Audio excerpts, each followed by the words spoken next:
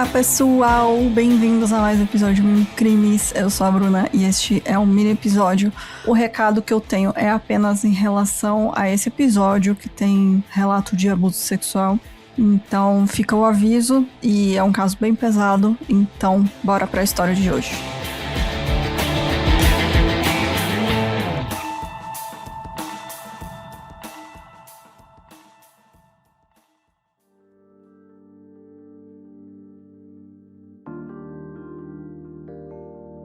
O Francisco Garcia Escalero nasceu em 24 de maio de 1948 em Madrid, na Espanha. Desde muito novo, muito criança, ele era considerado um menino estranho e que ninguém entendia. Ele não frequentou a escola, assim, achei pouca informação sobre ele.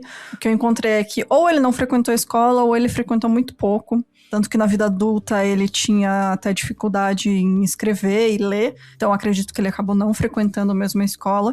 E o pai dele, que era pedreiro, ele odiava tanto o Francisco que ele espancava o menino constantemente. Ele vivia batendo no Francisco, nem precisava de motivos. Ele tinha fascinação pela morte. Dizem que por conta disso ele gostava de frequentar cemitério, além de algumas fontes alegarem que desde criança ele brincava com a morte, se jogando na frente de carros em movimento. Então, não sei até que ponto isso era apenas uma reação das violências que ele sofria do pai e onde começa aí os transtornos que ele apresentou mais pra frente. Ele também gostava de stalkear casais, observar pessoas, casais escondidos. Então ele ficava olhando pela janela da casa dos vizinhos. Ele também era uma criança muito violenta, ele fazia ameaças a qualquer pessoa que ele encontrasse. Então, assim, era uma pessoa que demonstrou muitos comportamentos preocupantes, mas que não tinha nenhum apoio, assim, era realmente algo que ele não tinha nem em casa, nem fora de casa, ele tinha a quem recorrer. Então ele acabou fugindo de casa aos 14 anos e ele passou a cometer pequenos crimes, como furtos. Aos 16 ele foi internado pela primeira vez em um hospital psiquiátrico por algum tempo, mas logo ele já estava na rua de novo. O Francisco acabou virando um jovem em situação de rua e, assim como muitas pessoas nessa situação, ele acabou se viciando em bebidas alcoólicas que agravaram a sua saúde mental. Em 1973, aos 25 anos, o Francisco foi pego tentando roubar uma moto, e aí é um delito mais grave, Então, as autoridades já sabiam do histórico dele, que ele já tinha sido internado. Ele, nessa época, já tinha o diagnóstico de esquizofrenia, e por isso, ele, ao invés de ser preso, ele foi confinado em um reformatório por 2 anos. O Francisco foi solto em 75, e aí ele foi morar com o pai dele, que nessa época estava muito doente, incapacitado. Só que nessa época também, além do álcool, o Francisco passou a usar drogas, que aumentaram ainda mais as suas alucinações causadas pela esquizofrenia. Cada vez ele tinha comportamentos mais violentos, e ainda em 75 ele cometeu o seu primeiro crime grave. Ele estava com alguns amigos e juntos eles atacaram um casal. O Francisco estuprou a mulher enquanto os outros seguravam o namorado dela e faziam ele assistir a cena. Ele foi preso por conta desse crime e mesmo com todos os registros e histórico, de que ele estava escalando a violência dele, ele foi solto, sem ressalvas, 12 anos depois. Inclusive, em depoimentos, o advogado dele depois conta que ele não teve problema nenhum na prisão durante esses anos que ele passou preso, mas que ele continuava com comportamentos estranhos, Porque era uma pessoa que estava presa e não tinha ali o tratamento psiquiátrico necessário. Ficava conversando com pássaros e animais mortos que ele encontrava na prisão. Ele passava dias cuidando, entre aspas, desses pombos que ele encontrava, mas sempre bicho morto, assim. Logo que ele ganhou a liberdade de novo, o Francisco voltou às ruas para pedir dinheiro, enfim, ele virou um pedinte, Ele bebia, ele usava drogas, só que ele era muito violento e muito agressivo. As alucinações que ele tinha com cada vez mais frequência, insistiam que ele fosse mais além em seus crimes e que ele cometesse assassinatos. Então, a primeira vítima fatal dele foi uma trabalhadora do sexo chamada Paula Martinez.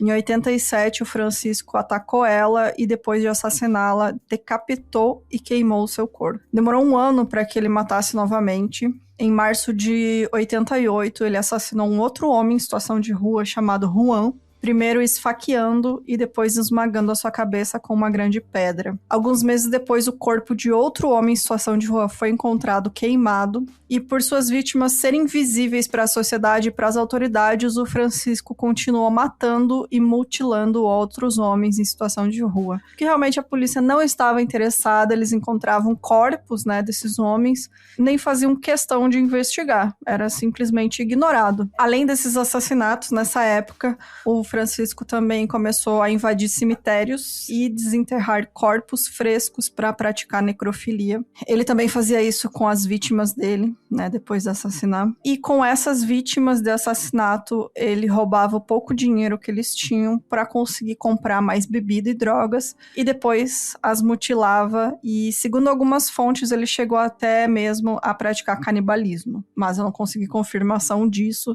Eu encontrei, assim, alguns artigos da época, algumas entrevistas, né, com o advogado dele, não tinha menções a canibalismo, né, mas a necrofilia, sim, é confirmado, o próprio advogado confirmou. Pode ser mais um caso daqueles, né, os crimes eram tão brutais e tão horrendos que as pessoas acabavam, né, matando ali mais alguma coisa que a gente consegue pensar que seja horrível de cometer, né, para ele fazer também, porque, né, ele já cometia coisas horríveis. Então, em março de 89, o Francisco assassinou mais um homem que vivia na rua, chamado Angel. Eu encontrei entrevistas dos policiais e advogados dizendo que esse Angel, inclusive, seria cúmplice dele em alguns crimes que ele tinha cometido anteriormente. Eles viviam juntos, assim, na rua, cometiam roubos, né, pra conseguir dinheiro pra bebida, enfim, era um cara que estava sempre ali perto dele. O Angel foi decapitado e teve a ponta dos dedos cortados.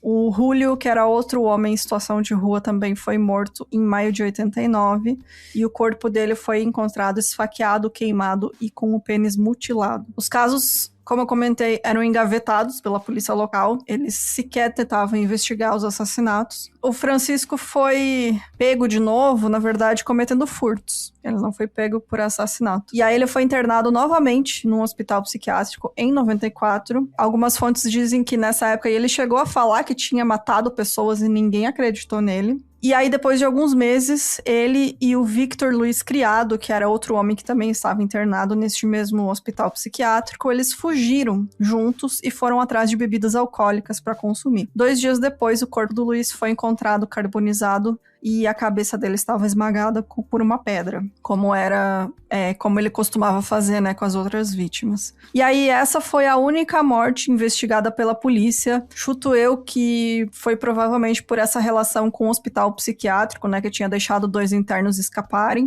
Então, provavelmente eles tinham que dar esse parecer, né, oficialmente, né, aonde estavam esses homens, enfim, e acabaram, né, tinha que chamar a polícia, e aí isso acabou sendo investigado. O Francisco, quando a polícia começou, né, a ir atrás dele, ele tentou cometer suicídio, se jogando no tráfico, né, no tráfego da rua, como ele fazia quando era criança. Ele chegou a ser atropelado, mas foi levado ao hospital com uma fratura na perna. E aí, enquanto ele era atendido pelas enfermeiras, o Francisco disse para elas que ele tinha matado várias pessoas e que era para elas chamarem a polícia para prender ele. E aí, em abril de 94, o Francisco finalmente foi preso, mas só depois de ele mesmo se entregar e confessar seus crimes. Não foi mérito nenhum da polícia, porque até então eles não tinham feito nada. O caso dele chamou a atenção da imprensa pelo número de vítimas, que foi 11 no total. Ele foi apelidado lá em espanhol como Mata-Mendigos. E em seu depoimento para a polícia, o Francisco deu detalhes de todos os assassinatos que ele conseguia lembrar. porque muita coisa ele não lembrava, porque ele realmente estava sob influência de álcool, drogas e até mesmo do transtorno dele. Ele realmente não tinha noção do que ele estava fazendo. Ele afirmou que era muito tímido e por isso ele só conseguia se satisfazer sexualmente cometendo necrofilia, né, com os corpos das vítimas e os que ele desenterrava no cemitério. E que se sabe, tem apenas uma vítima do Francisco que sobreviveu, que é uma mulher chamada Ernesta. Ela foi espancada e violentada por ele. Inclusive, ela só sobreviveu porque ele achou que ela já estava morta depois de ter espancado ela. E ela foi testemunha no julgamento dele, que aconteceu em fevereiro de 95. Os especialistas fizeram relatórios afirmando que o Francisco era inimputável devido aos seus transtornos psiquiátricos, e o julgamento seria apenas para decidir se ele seria confinado em um hospital prisional ou residência civil, que era como pedia seu advogado. Pelo que eu entendi, eu pesquisei um pouco como seria isso, mas ele ficaria em um local supervisionado, assim, mas não preso, né?